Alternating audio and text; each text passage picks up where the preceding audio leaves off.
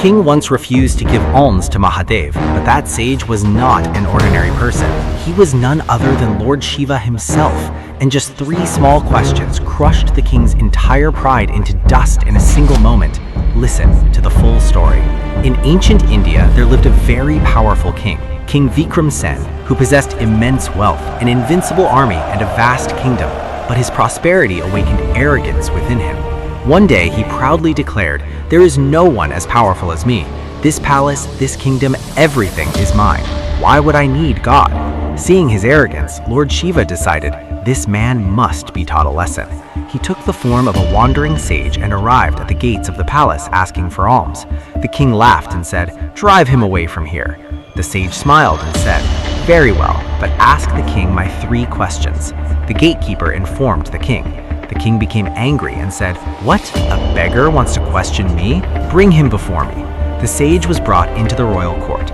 Thousands of soldiers, courtiers, and ministers were standing there. The sage looked directly into the king's eyes without any fear. For the first time, the king saw his own reflection in someone's eyes, and that reflection looked very small. The sage asked the first question, "Whose palace is this?"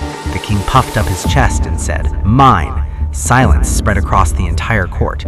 The sage asked the second question, "Who lived here before you?" The king paused for a moment, then replied, "My father."